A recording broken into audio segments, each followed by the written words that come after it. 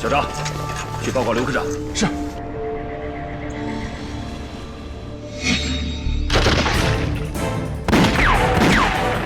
司令，挺住！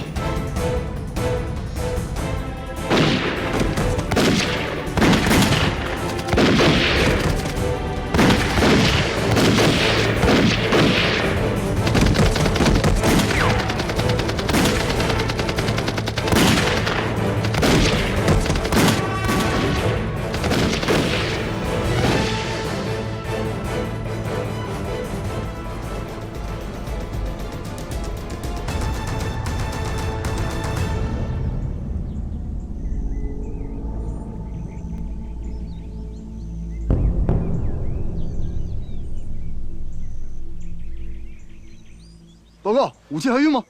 运啊，为什么不运？难不成拱手让给共党啊？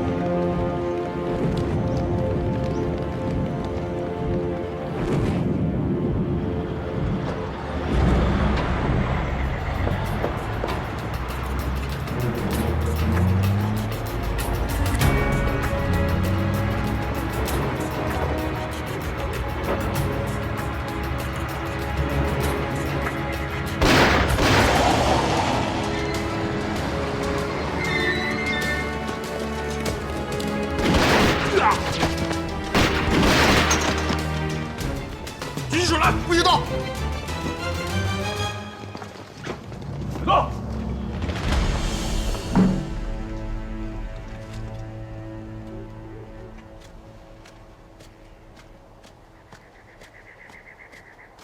报告，怎么样？经清查，车上的武器数量和山上传来的情报完全一致。好，都押回去。是。来，走！走。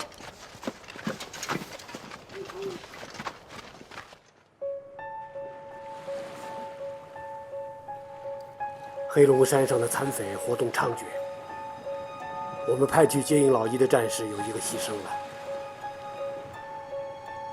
我请求立刻对黑龙山的残匪进行围剿。老周啊，你的心情我能理解，自己的同志牺牲我也很心痛。但是我们一定要保持冷静。据老姨发来的情报啊，这次与你们交火的并不是黑龙山上的陈世明部，而是二叔手下的特遣分队。陈世明和二叔一直有间隙，老姨在山上正是利用陈世明与二叔进行对抗。李庆，你的意思是陈世明是老姨的棋子？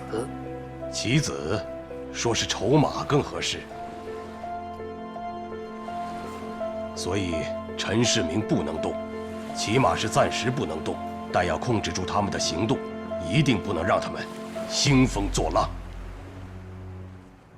好的。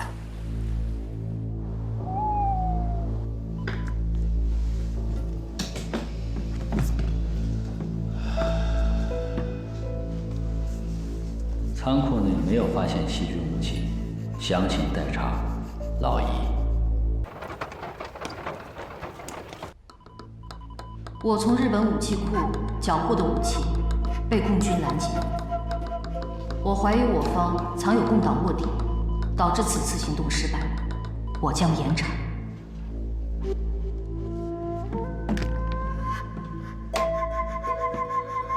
保密局打算怎么处理军火的事情？空投？你以为现在是什么局势？不到最后关头，他们是不会走这一步的。那你是给保密局下马威？对，我就是要让他们知道，惊蛰行动受阻，都是因为他们情报失误。中国有句古话，叫做知己知彼，百战不殆。可他们倒好，居然愚蠢地犯了这么大的错误，怪不得会撤到那个破岛上。那是要暂停惊蛰行动吗？当然继续进行，这只不过是一个小小的失误。再说，他们保密局办不到的事儿，我二叔不一定办不到。惊蛰行动到了这一步，绝对不能功亏一篑。我从来就不知道什么叫做放弃。共党不是有句话说，没有枪，没有炮，敌人为我们造吗？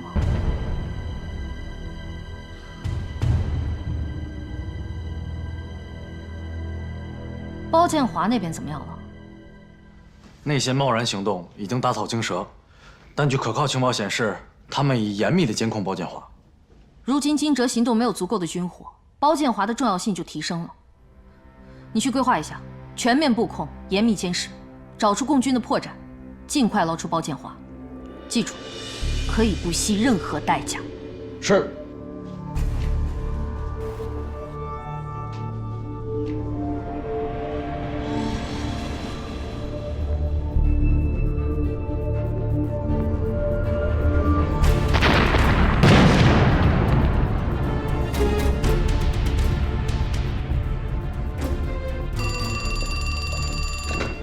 你好。什么？包建华家发生爆炸，现场全部被炸坏。你稍等，我去给领导汇报一下。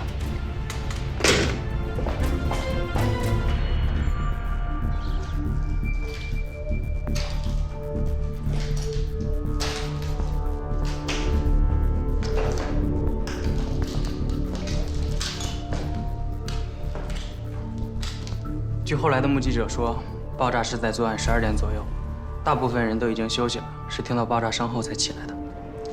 有没有任何嫌疑人的迹象？专业作案手法，没有痕迹。引爆地点在书房，是人为安置的爆炸物。对了，书房和卧室还颇有大量的酒精，烧毁十分严重。酒精？已经提取了成分，目前这是唯一的线索。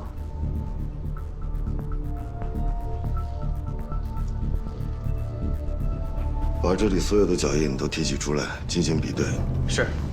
不许放过任何一个，我要尽快得到结论。是。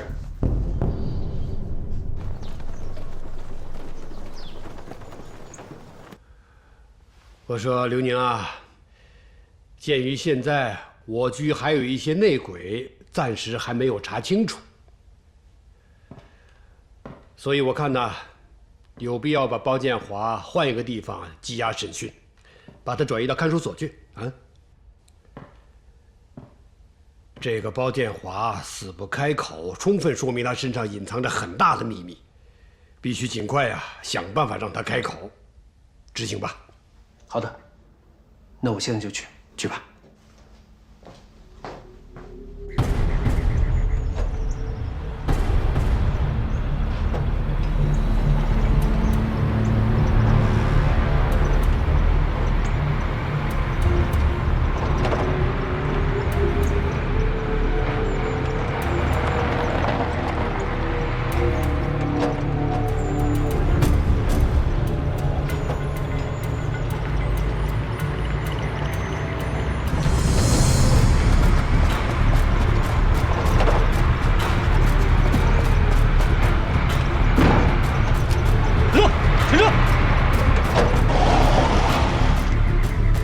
你是什么人？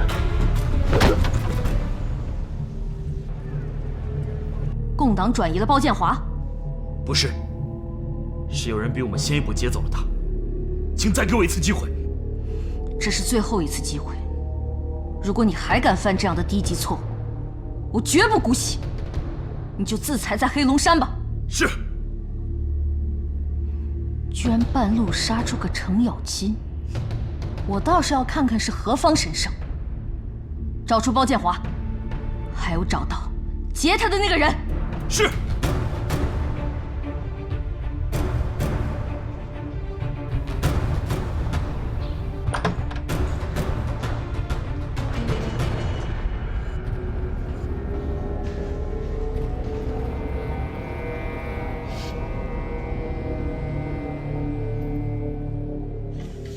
别动！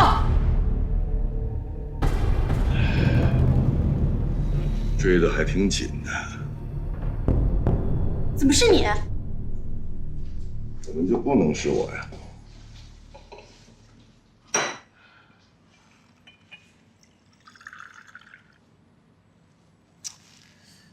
呀？我才问你干嘛呢？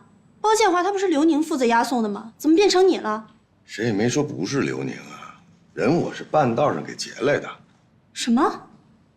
这事儿啊是局长安排的，有什么疑问去问他。您怎么知道我有对策了？哼，你小子，这件事啊，你那个鬼心眼子早就动了，是不是？哼，一撅屁股我就知道你放什么屁。那难为您了。您看，我不能一个人跟着清场吧？您得带着家伙事儿给我伴奏啊。以其人之道还治其人之身，他们不是动不动就劫车劫人吗？好，那我按照他们的习惯，跟他们下这盘棋。你是想搅乱敌人这滩浑水？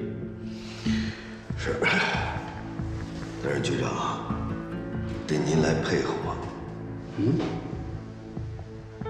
怎么讲？简单，明天一早您就给刘宁下命令，让他把包建华送往第2看守所。那他们的内鬼一定会把这个消息给传出去，他们的目标就会集中在这个消息的本身。而我呢，偷梁换柱，把真正的包建华送往真正的秘密联络点。想法不错，但是这当中的每一个环节都不能有，否则可就赔了夫人又折兵。您放心，保证完成任务。来点吧。这么大的事儿，你为什么瞒着我？非常时期行非常之事，咱总不能让内鬼牵着咱鼻子走吧？再说你没什么好抱怨的，包建华最后的安全和审讯不由你负责吗？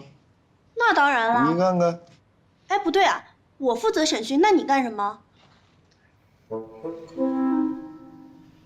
机密，不该打听的别瞎打听。你交给你了啊！不说就不说，有什么了不起的？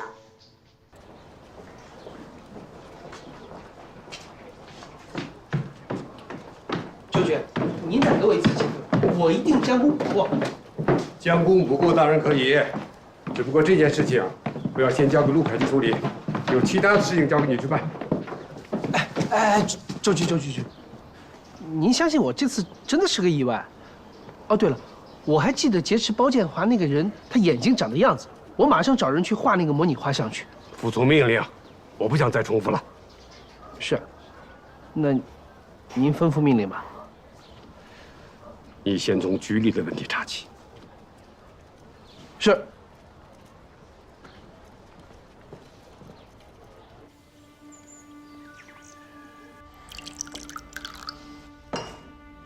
崔胜文本以为打开了日寇遗留的武器库，就能找到细菌武器的蛛丝马迹，但结果却令他大失所望。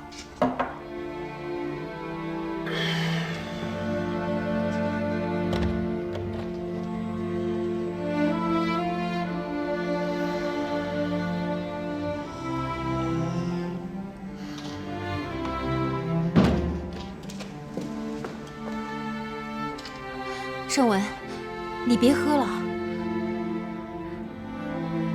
这小酌怡情，暴饮伤身的。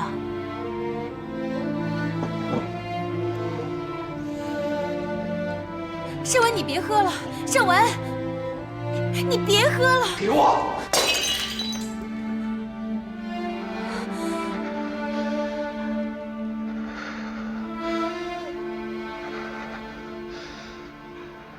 对不起。对不起。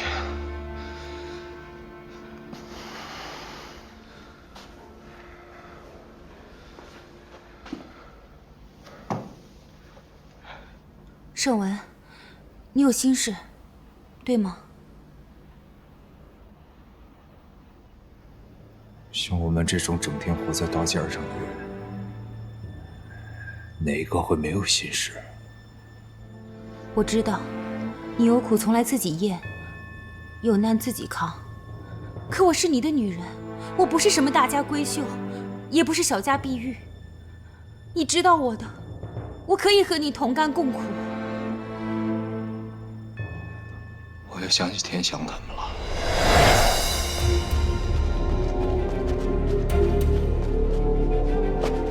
预备！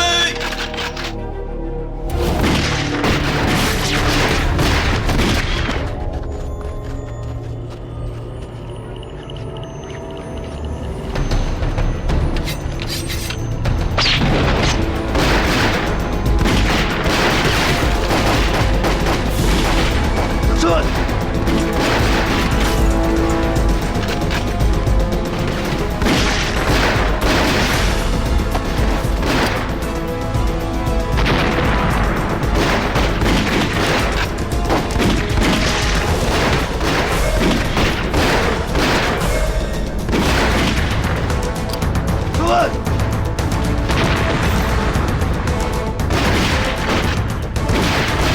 二弟、三弟，快上车！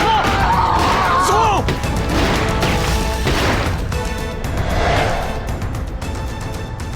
我一想到他们这么年轻的生命就惨死在日本人的手里，我就无法原谅自己。我发誓，我要替他们报仇。可这么多年过去了，麻雀就像紧随我的影子，我看得见，却抓不到。军火库里没有麻雀的线索吗？我本来以为我打开军火库，我就可以离麻雀更近一步，可是没想到我拼了命，到最后白忙活一场。可是到头来一点线索都没发现。郡主，我好害怕。我害怕我一直以来的判断都是错误的，所以我现在才会进退维谷、举步维艰。我害怕我自己熬不下去，我害怕我自己会失控，我害怕我自己会做出一些……盛文，你看着我，盛文，你听我说，当你想凝视深渊的时候，深渊也会凝视你。你想抓住麻雀这个魔鬼，我可以全力以赴地支持你。你还记得吗？你曾经告诉我，要坚持，要相信，这个世界上就没有不可能的事情。你从来都不是一个人在战斗，所以你永远都不会失败，因为你有我，有你的兄弟，还有你的父亲，还有很多人。我们都是你重新站起来的力量，你知道吗？对，今非昔比了。我不是一个人，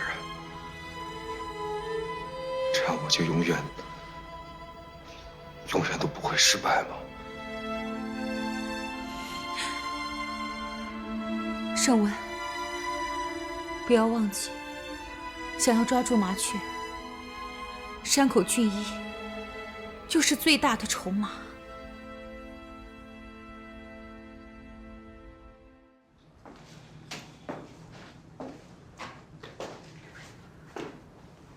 包建华，现在这里非常的安全。昨天晚上发生的事儿，你就跟我说了吧。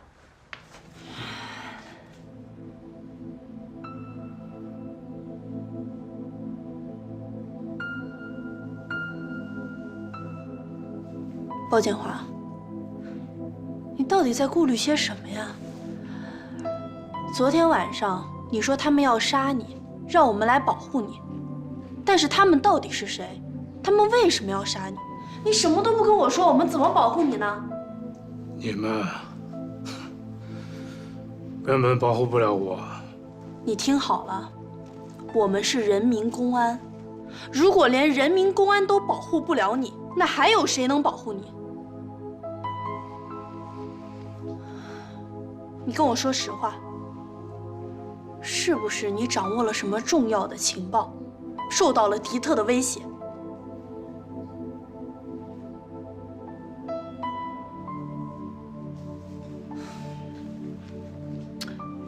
你放心，只要你把情况交代清楚了，不管是你还是你的家人朋友，我们都会尽自己最大的能力去保护你们的。但是如果你一直像现在这样不配合的话，迪特接下来肯定会有所行动的，这样是非常危险。人民公安，你凭一句人民公安就让我相信你啊？把我当成3岁孩子？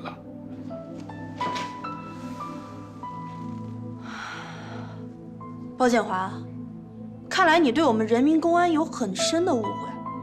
但是我不管有什么样的误会，我周雨涵现在就站在你面前，你需要做的就是相信我，看着我的眼睛，你好好想想，昨天晚上救你的人是我，今天把你带到这儿来的人还是我。我要是想对你下手的话，还需要等到现在吗？包建华，只要你跟我说实话，你的安全，我周雨涵一定负责到底。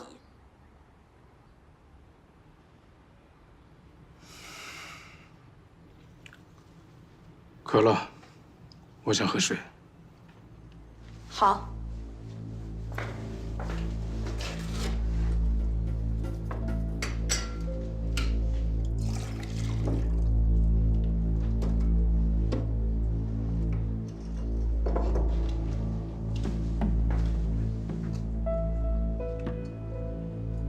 小心烫。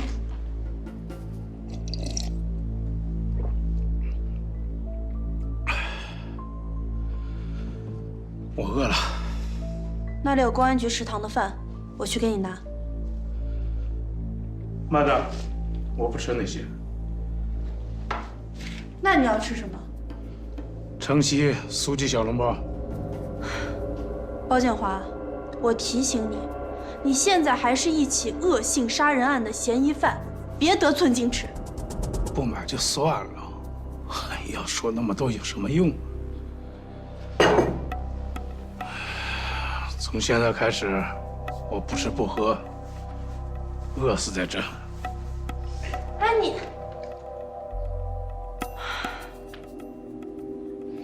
好，城西酥记的小笼包是吧？我去买。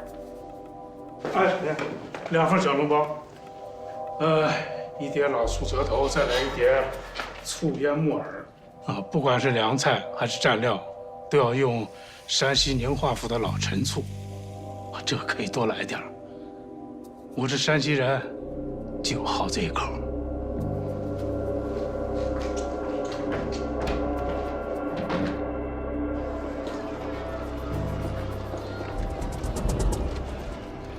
来2份小笼包，再来1个老醋折头，还有1个醋腌木耳。对了，无论是小菜还是蘸料，都要用山西的老陈醋。山西哪儿的老陈醋？那个什么宁化府。对对对，张宁化府的老陈醋。姑娘，你一定是行家呀。这有什么区别吗？那是一定的。您是南方人？我不是。啊，我们这儿虽然卖的是南方的口味儿，但本地人都还吃得惯。怪不得，排队的人还挺多。您拿着，这是您的包子。谢谢啊。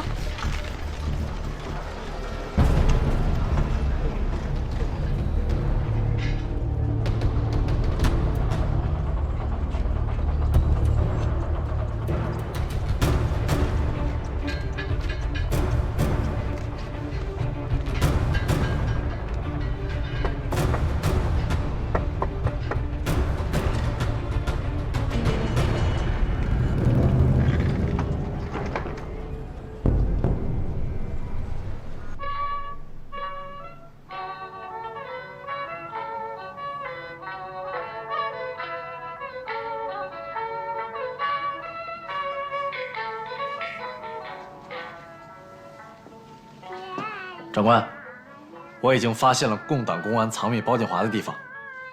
真的？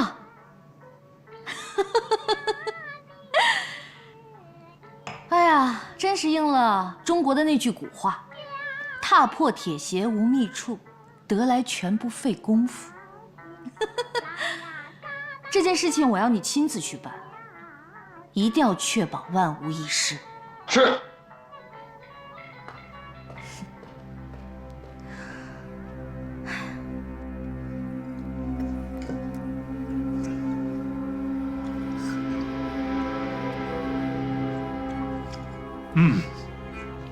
是这味道。真有这么好吃啊？你懂什么呀？这叫有素可吃糠，无素肉不香。当年阎锡山打仗的时候，流行一句顺口溜，你知道吗？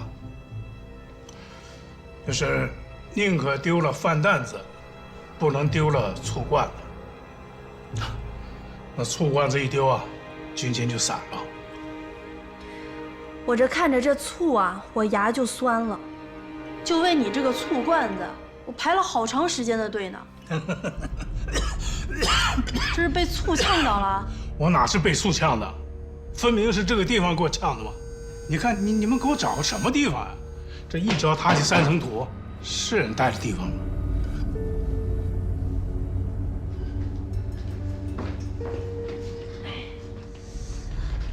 为了你的安全啊，才把你安排在这个秘密据点。我洒点水，屋里的灰尘就会少点了。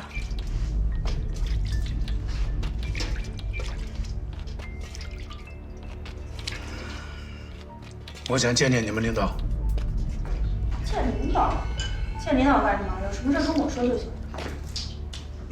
我说这个情况，你能做得了主吗？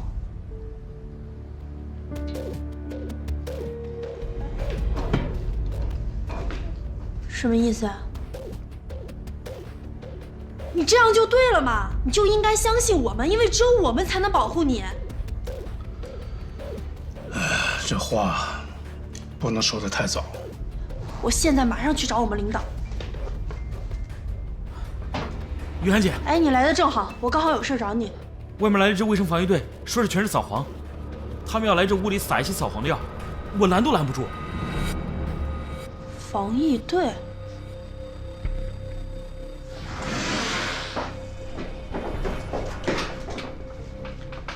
同志你好，你们是来扫黄的？市里扫黄任务重，局里立了军令状，不留任何死角，请各位同志配合一下我们工作。要撒药是吧？对。行，撒吧，撒完赶紧走。好。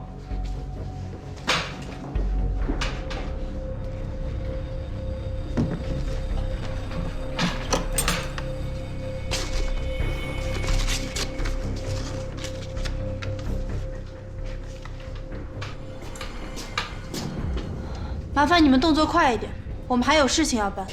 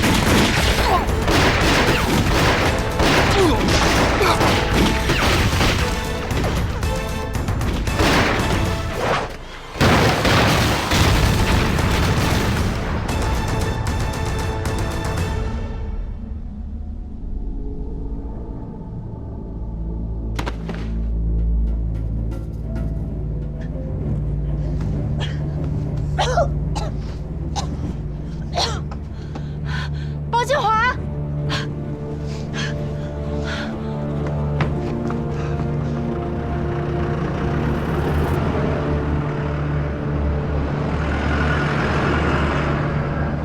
科长，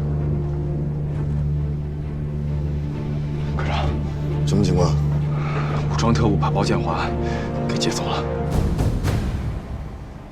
你等着受处分吧你！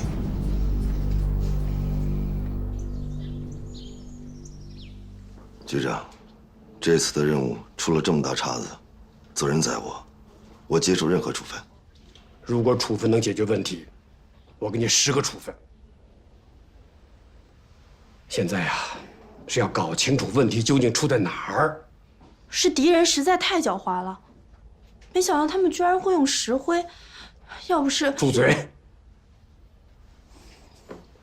你以为敌人的胜利仅仅是因为他们使用了石灰这种简单的战术手法？幼稚！你们都好好想想，为什么你们都已经料到敌人会主动上门，而且你们都有所防范了，为什么敌人还会得手？想过这个问题吗？局长，是我轻敌了。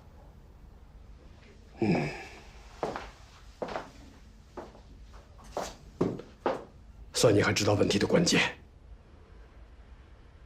你们要知道，你们面对的不是一群小偷小盗，你们面对的是一群丧心病狂的武装特务，是一群不达目的绝不罢休的家伙。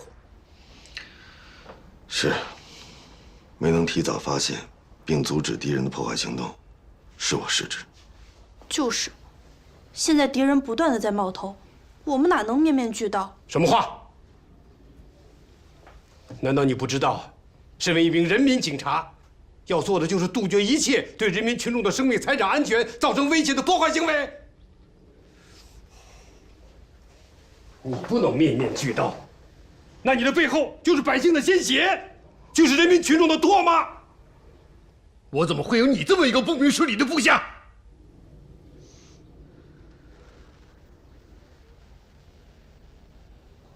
我错了。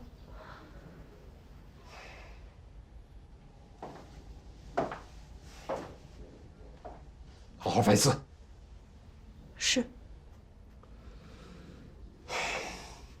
包建华的下落，必须尽快搞清楚。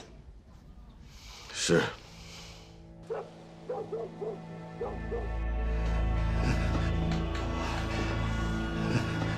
我是一个手无缚鸡之力的穷学，你们抓我干什么呀？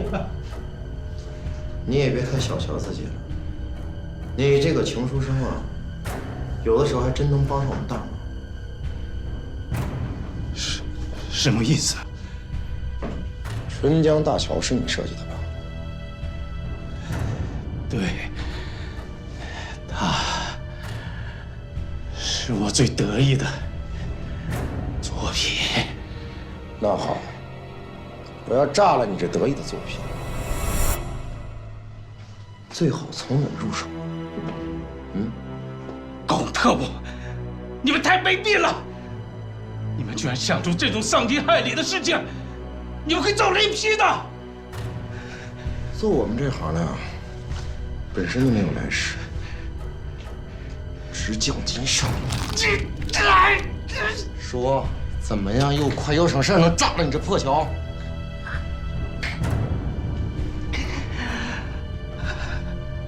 我去，他就是我的亲生儿子。我跟你说啊，我呀不会眼睁睁看着你们把他给毁了而无动于衷的，狗狗！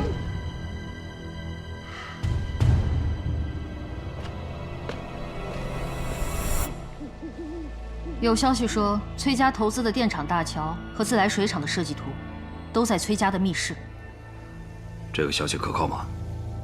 这个消息当然可靠。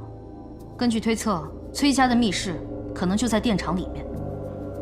电厂这么大，谁知道他们把密室修在哪儿了？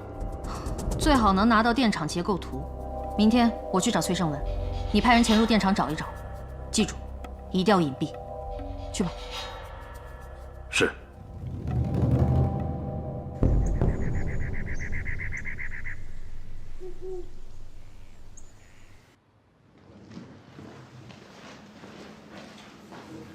哟，贵客造访呀！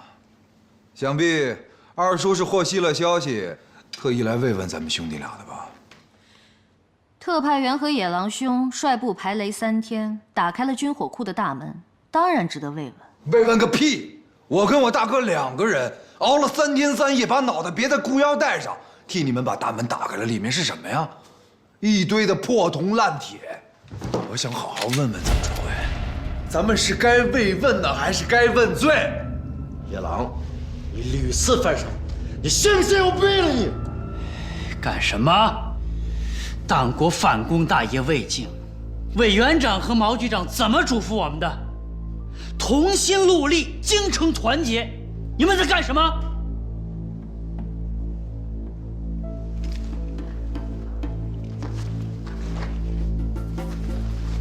二叔，你明察秋毫，应该能看出来呀。这野狼心里有火气，无非是因为惊蛰行动受阻，武器库横生枝节而已嘛。既然如此，你还跟他计较，那岂不是失了大度？我看呀，咱们应该商量一下，下一步应该如何应对才是重中之重。不是大哥，怎么应对啊？那批枪半路被共军劫走，让兄弟们赤膊上阵，我可不答应啊！那依我看呀，现在咱们的当务之急，就是立刻电告毛局长，让他派飞机空投军火，以解咱们的燃眉之急。哎呀，总指挥无能，那怎么办？那只能走此险棋了。不可能。这虽然是一个险招，但是哪怕有1成胜算，也应该试试吧。现在共党坐拥大陆，处处涉险，空投军火，那不就等于肉包子打狗吗？你投多少，他们都能照单全收。这一点，特派员你想不明白？那二叔的高见呢？这些你们就别管了，我自有办法。你只需要和野狼弄到电厂的结构图，还有2辆卡车。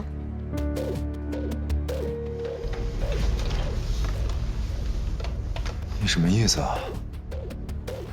我们去破译军火库密码已经劳师动众了，你现在又要让我们去动电厂，而且你知道那个电厂是我们崔家的。哦，我明白了，你对我个人有什么意见，你冲我来，你冲着我家干什么呀？野狼！二叔，刚才野狼所言虽然是桀骜难听，但我觉得还是有几分道理的。咱们现在最缺的是什么？是缺乏武器弹药。如果现在贸然行动，很有可能就得不偿失了。如果反共游击纵队得不到军火补充的话，那他们就会无所事事。咱们是不是应该尽早的让国防部空投军火？这才是上策呀。好，亦或是电厂中另有乾坤，可解我们的燃眉之急。特派员，你是不是管的有点多呀？不过你们放心，所缺武器我会尽快想办法解决，你们就不要发牢骚。至于电厂事宜，你们只管听命，各种缘由均属机密。但是这次如果你们成功了，我就会向上峰呈报，给你们每个人记一大功。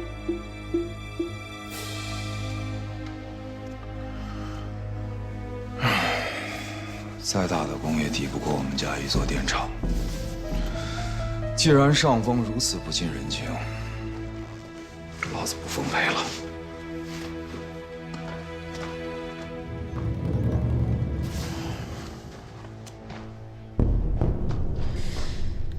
看来你这位兄弟对我意见颇大呀。不知道特派员是不是也怀疑我的这个计划？宁可冒着违抗军令的风险，而不去执行呢？只要是党国的指示，卑职自当领命。但是二叔，也请你早日给我解释，省得我每次都要向上峰发报求证。啊，免得局里的同事还以为我跟您有隙，怀疑您的能力，再来个临阵换将，这个结果可不是我曹某人愿意看到的，你说是不是？特派员果然是能言善辩。好，我一定会给你一个交代。来而不往非礼也。既然您愿意指教，我哪敢不领教啊？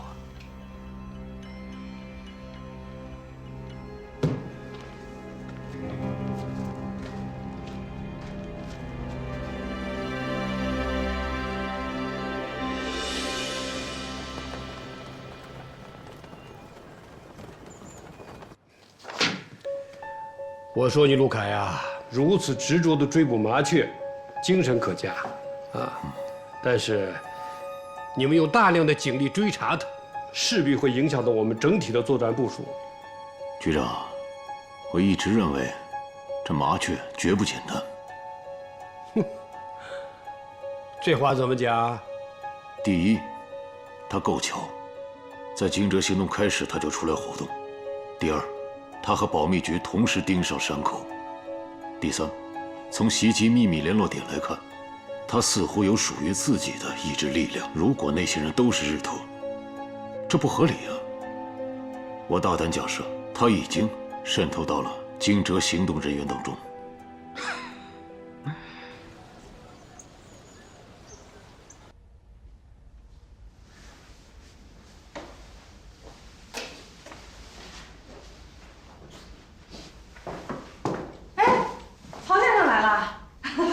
眼力不错呀，我换了身行头，一眼就认出来了。我还不老，眼神还行。怎么，都不在家？哦，少奶奶买药去了。老爷病了？不是，是小少爷那个同学病了。他怎么了？啊，没什么大事儿。昨天晚上受了点风寒，今天上午有点发烧。我能去看看他吗？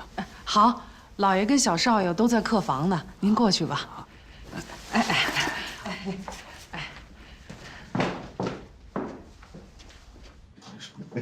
真是！我告诉你啊，你的假设确实大胆，没有证据让我并案，除非李婷撤了我，你来当这个局长。局长，我就开个玩笑，你说你生什么气呀？开玩笑。你有没有发现，最近这一系列的案件，有一点很奇怪啊？协影电台为什么会在惊蛰行动最关键的时刻频繁出现？这不会是一个偶然吧？你才想到这茬，我早注意了。哎呦，是吗？是吗？是吧？哎呀，你那个兄弟崔胜文呐，可是要比你陆凯聪明的多喽，冷静的聪明。所以呀，你刚才说的那些，胜文未必想不到这些。协影电台信号的每一次出现，都成了他捕捉猎物的信号。哦，您这好像是夸他呀，好像不久的刚才，您还在指责我们。纪律归纪律，理解归理解。啊，这两者不能混淆，这是个原则问题。对他的管理啊，要内紧外松。那您对我呢？对你，从头到尾一个字儿，紧。行。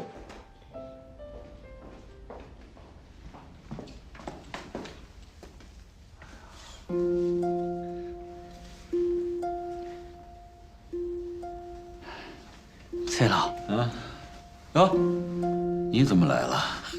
也没打个招呼啊？哦，对了，我想起来了，你最近啊不太方便。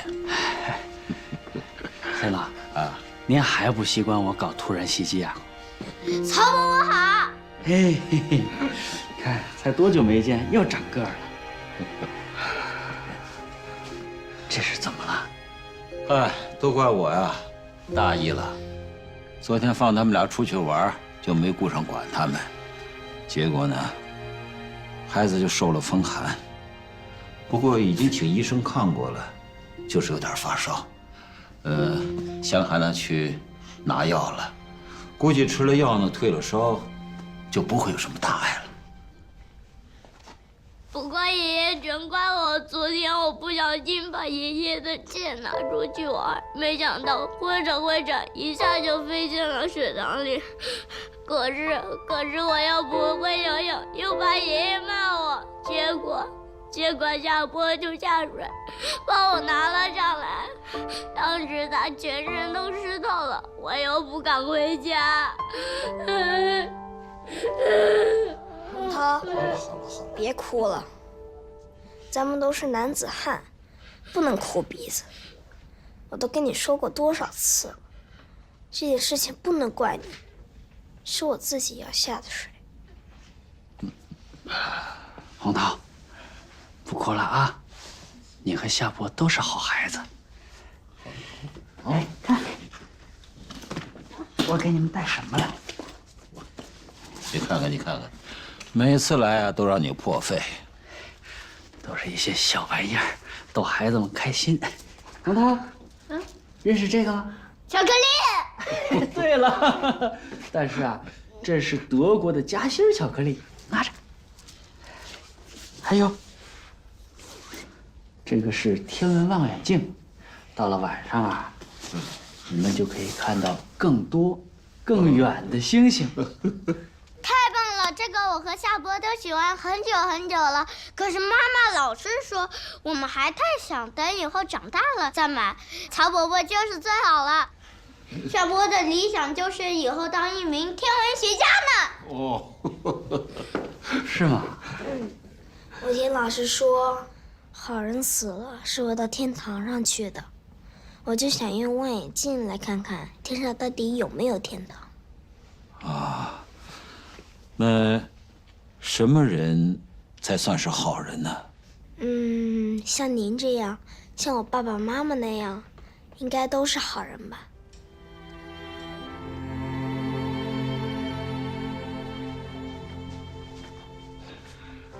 老爷，开饭了。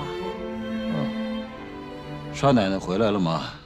已经打过电话去了。少奶奶去医院拿退烧药，药铺卖完了。那就等她回来一块儿吃吧，这儿还有客人呢。哎，不必了。我知道您每天都是按时按点吃饭的，而且还有午休的习惯。您先去吃吧。是啊，老爷，药已经熬好了，凉了吃不太好。那好，那你跟我一起吃吧。我陪陪孩子吧。洪涛，你陪爷爷吃饭。好的。好，我们先去。我给孩子熬了粥，马上端过来。哎，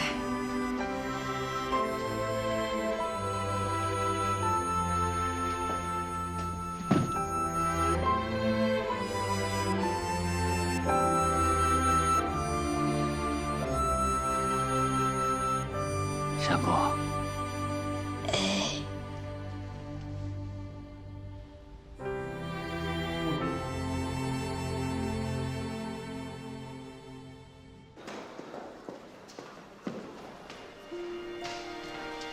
你怎么来了？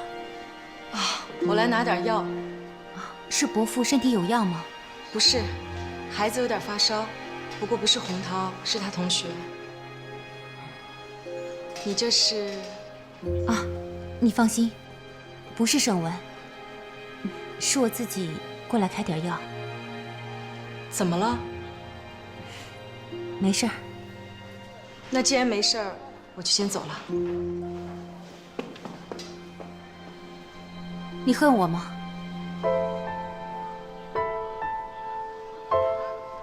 你在问我吗？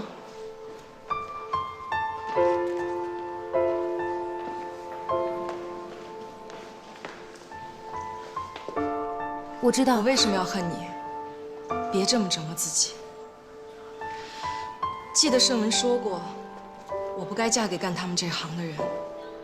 他们这行的人没有儿女情长，因为他们都是棋子。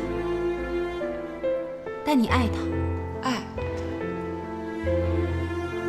这个字离我很遥远了。对不起。该说对不起的人应该是我，因为我的存在，他不能给你个名分。其实盛文他一直很内疚。我说了，该说对不起的人是我。你放心，我会找机会和盛文离婚，让他给你个名分。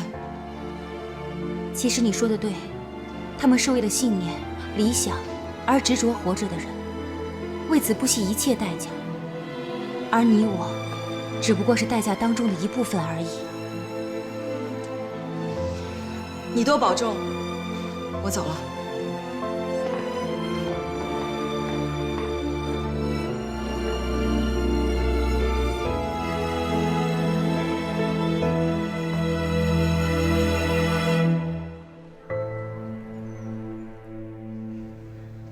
小波，还难受吗？我给你换个毛巾。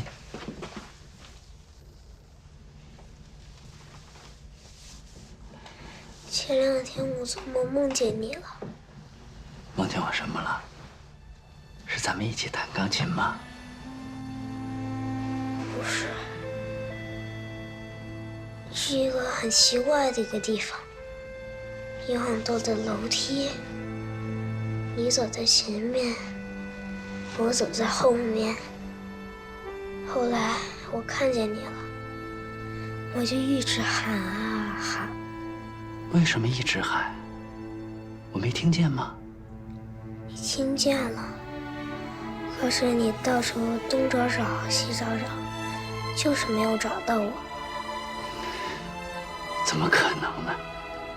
我在梦里也是这样问自己的。后来我还是一直喊啊喊，于是我就醒了。我没有答应你吗？我怕。怕什么？我怕你不认得我了。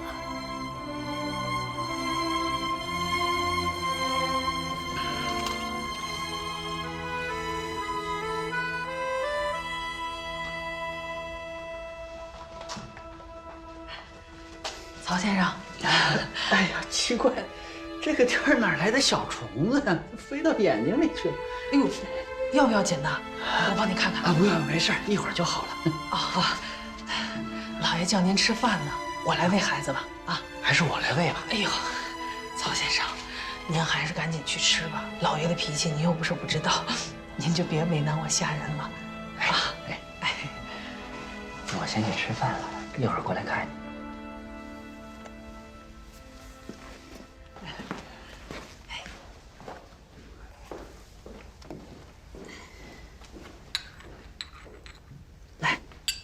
小少爷，好，好。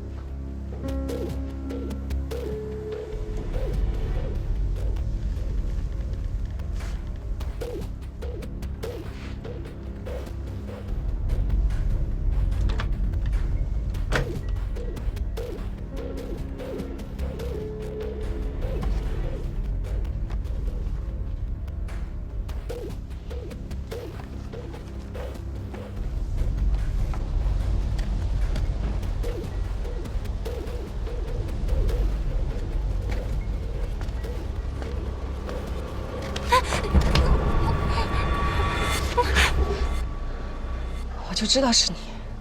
那你就不应该来。你不都回过家了吗？爹也知道你活着，你这样偷偷摸摸的干嘛？现在形势危急，我们都得小心提防才是。你这样东躲西藏的，什么时候是个头啊？你要让爹等你多久？还有孩子。姐，对不起，这种话不要再说了。你多保重。得了。我今天看见他了。既然选择了，就别让他后悔。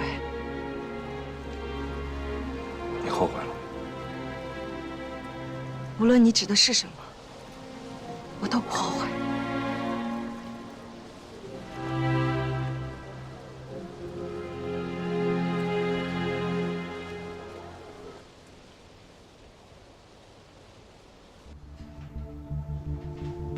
自从曹创得知迪特又把目标对准了春城发电厂，就觉得有必要尽早拿到电厂设计图，为保护电厂做出必要的安排。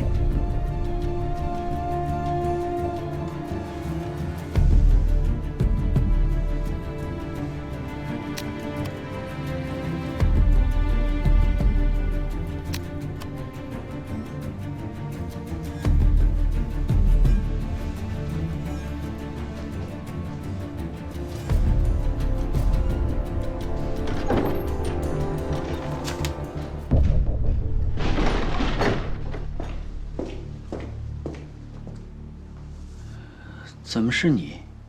啊，我正好路过，借本书。还是一副老样子啊，撒谎都这么自然。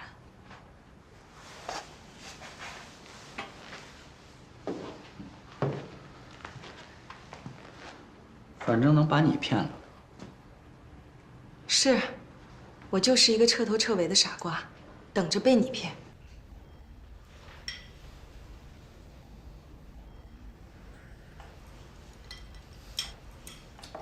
哎，吃完了呀，就去看看你曹伯伯怎么还没下来？爷爷，您没觉得曹伯伯好像很喜欢夏波吗？夏波是挺懂事的，讨人喜欢。你不是也喜欢曹伯伯吗？喜欢和喜欢是不一样的。我是觉得曹伯伯喜欢夏波的样子，有点像是他爸爸。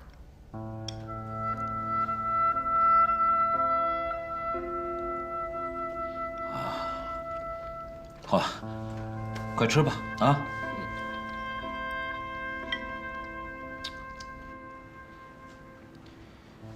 对不起这3个字不要再说了，至少我今天不想再听到。不要让我觉得全世界的人都欠我，我知道，是我欠他们的。在这个世上，唯一欠我的人就是你。我现在不管你到底是什么身份，在替谁干，你今天既然闯进我家书房，你必须给我一个解释，否则我刚才不是说过吗？正好路过，我借本书。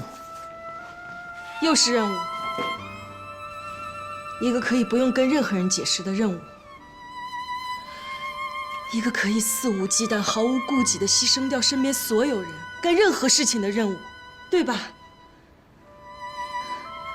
你凭什么一次又一次地拿刀插在那些在乎你、相信你、爱的人心里？小海，我现在还有资格说爱这个字吗？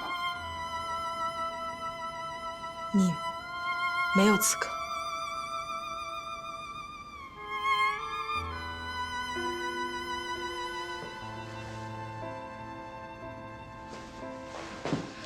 我过不了我自己这关。告诉我，把事情的真相通通都告诉我，我不许你再伤害我的家人。我怎么可能伤害他们呢？崔老先生德高望重，又是我兄弟的父亲，还有孩子们，天真无邪，活泼可爱，我亲都来不及，我怎么会伤害他们呢？香海，你想多了吧？那我怎么知道你还会不会伤害我？我早就跟你说过，只要你需要，我的命你随时拿走。我要你的命干嘛？曾经，连我的命都是你的，而你却不珍惜，随意的伤害他。如今，我千疮百孔，万念俱灰，也都是你一手造成的。我承认那天在小酒馆见到你，竟然死灰复燃，心里有了一丝希望。可转眼之间，你又消失掉了，像从前一样神神秘秘，来无影去无踪。现在外面都在传你已经成了特务，你是个叛徒。你以前折磨我折磨的还不够吗？我的命不值钱，但是我为了我的孩子，我还要苟且的活着。我理解。我不理解，我需要一个解释，不带一点谎言的解释。香寒，你知道的，我不能跟你解释。今后我不会再来了。所以我是你的道具，还是所有女人都是你的道具？你真的想知道答案吗？我想知道。我想知道一个身份不明的人，为什么一次次接近我，接近我的家人？我真的没法跟你解释。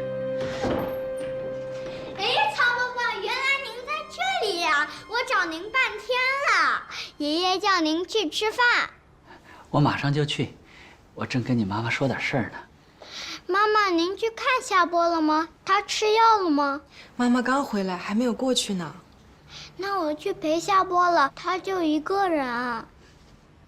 陈姨不是在吗？陈姨还要给爷爷倒药呢。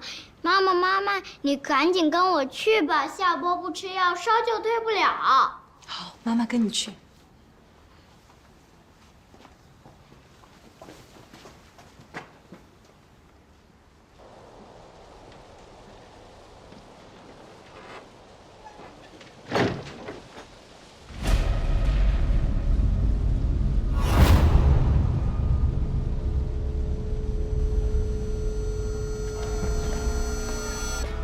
来份报纸。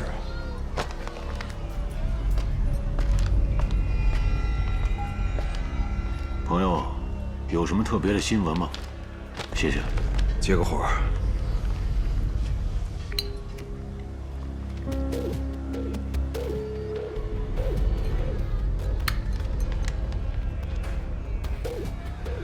二叔让我准备2辆卡车，还有司机，具体干什么不知道。他要卡车干什么？我拒绝了，那不是我该干的事儿。你不干，他还会找别人干。这样的话，我们就会失去下一个行动目标。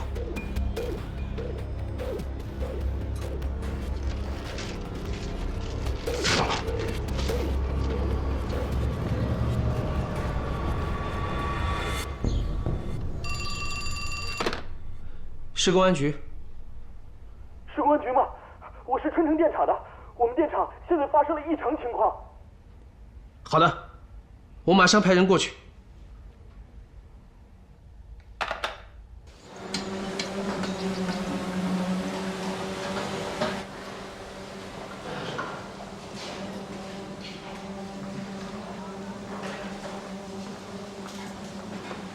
李师傅，那个厂里让我们几个到您这报道。就你们这几个毛头小子，技术行不行啊？你看，这不是我们都是新来的吗？以后啊，您还多得帮着帮着，是吧？知道我是谁吗？打有这个厂子起，我就在。那时候你们这群小子，不知道在哪个娘肚子里待着呢。对，您说的对，您是老前辈，以后我们哥几个还得多跟您学习呢，是吧？行了，也不跟你们说废话了。你们每个人领把柜子的钥匙，工装工具箱都在柜子里。哎，好嘞，那我们先去收拾收拾，有什么事您随时吩咐啊，李师傅。那我们先走了，去吧。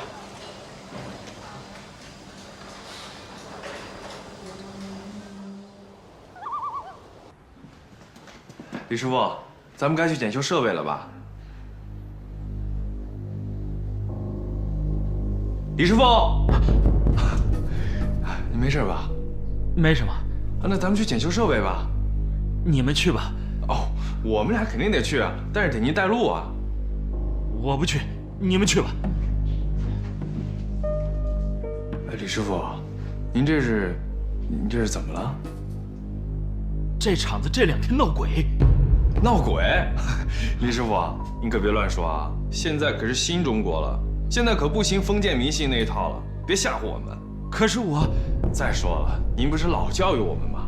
您说电厂的安全关乎着全城的千家万户，是不是？是啊，我们可不想刚来就被开除。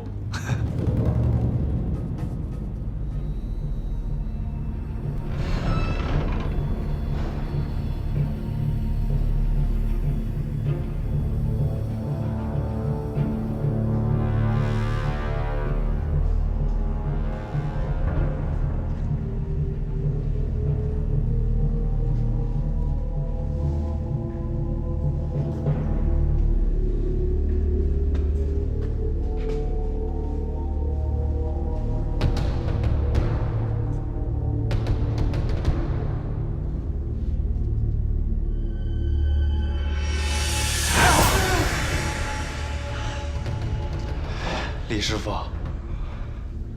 你这一惊一乍的，没鬼也给你吓坏了。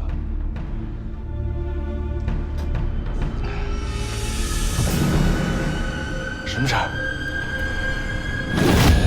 来了！什么来了？什么来了？故意的！哎，李师傅，我好像刚才看见一个白影。我也听见声了。虎子哥。不会，不会吧？走，先走。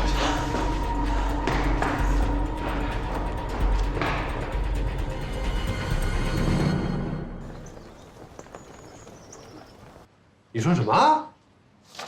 你再说一遍。局长，电厂好像确实是在闹鬼。胡说八道！你也是从死人堆里爬出来的老兵了，怎么还信这个？我当然不信，局长。李师傅跟我说电厂闹鬼的时候，我跟您一样，我就觉得那是以讹传讹，而且我还批评教育了他。但是昨天我们巡逻的时候，大伙可真都听见了一个女人的哭声。哎，我跟小张顺那声，我俩就过去了。那声啊，就真的像在我们耳边似的，但就是找不着人。您猜怎么着？我们就看远处啊，有一个白影，在窗户边嗖的一下就没了。李师傅还跟我们说，春城电厂在满洲国的时候是小日本的一个监狱，那时候那得冤死多少人啊，邪得很。局长，你给我住口！真是你也是个老公安了，你怎么觉悟连个农村老太太都不如啊？不是什么不是？那农村老太太都知道现在是新中国了，解放了，破除封建迷信，你怎么反倒进起迷信来了？我告诉你，这个世上根本就没有鬼，要是有鬼，也是人心里的鬼。对，局长，我倒不是怕，我就是觉得昨天那情况，确实有点怪。也行，别再说了。今天晚上多带几个人跟我去，给我查查，看看到底是不是真有鬼。又去？废话，当然要去了，去。是。